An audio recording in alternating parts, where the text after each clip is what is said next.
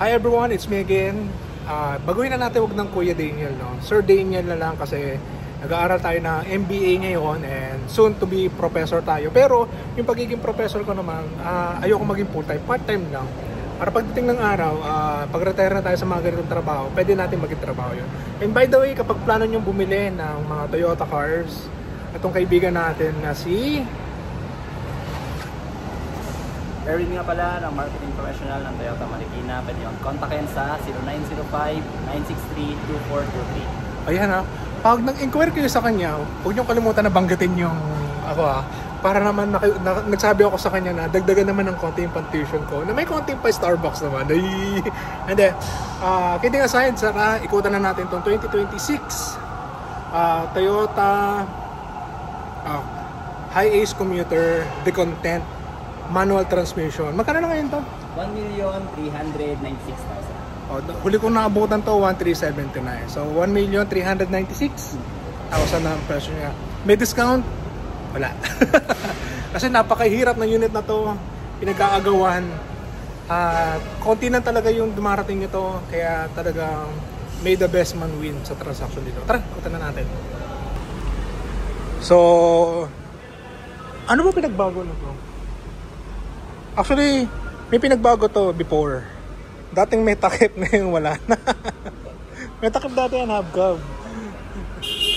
Di niya naabutan. Ako naabutan ko, may takip yan. Tapos, yung mamaya, pagdadaanan natin dashboard, yun pinagkaiba. Pero, 3.0 engine pa rin siya. And wala talaga siyang fog lamps. At pakita natin yung hood niya. And tutulungan tayo ni yan. So baka masagi natin to. Si Erwin ang nakapangalan dyan sa ayun, GL Grande. Ay, by the way, ayan, ang hirap. Hirap na hirap si Brother Erwin. Hindi, ang makina na to nasa ilalim ng upuan. So huwag kayong mag-alala. Sige, pwede na natin sarado since konti lang naman yan. Huwag kayong mag-alala. Yung kahit napatakboyin nyo na 24 oras yan, hindi mag-iinit yung puwet nyo. Okay? So, it's up to you guys kung gusto nyo nilagyan ng fog lamps to. Wala namang problema. At ang importante lang dito is yung tint nyo, huwag masyadong dark. Okay? Kasi yung sa bios ko, maka super dark ako. So, dito, hindi nyo na kailangan din ano to ha. Seat cover, wag na. Kasi maganda naman to. Kasi pag sinit cover niyo yan, mas lalong mag-aamoy puwet yan. Honestly. So yan. Maliwanag naman tayo, no? So ito ang ating dashboard. Pwede pa naman umupo dyan. Okay, natutumba naman yan. At may lalagay naman dito. Ayan yung ating dashboard dyan. Wala lang siyang cup holder pero may bottle holder. Alam ko doon may bottle holder pa rin. Ayan. Okay. Since uso naman ng mga Gisu Light, bili na lang kayo kung gusto nyo. Malakas naman ang aircon nito pero baka mabitin kayo, inuunahan ko lang kayo.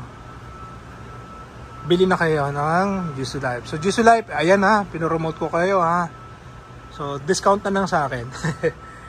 So dito, wala siyang headrest. May nakita ako na commuter na nilagyan ng headrest. Okay? O yan. Yung spotter nyo, dito upo ko. Naman, ang liit ng upuan niya. Anyway, ilang seater siya? 3, 6, 9, 12, 15 seater.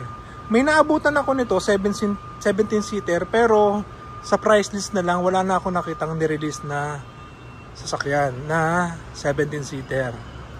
So, dito, simple lang naman ang vlog natin dito kasi wala naman masyadong features dito sa sasakyan na to. And hindi na ako papasok sa upuan doon sa kabila kasi baka mamaya masagi namin yung kabila. Wala pa nga kaming benta, mag-aabono pa, kawawa naman kami. So dito na lang ako sasakay. At dito ko na napapakita yung front. Ayan. Ayan. Actually nakapag-drive naman na ako nito. Kailangan lang talaga magaling yung driver natin dito. Kasi yung handbrake natin, dehila.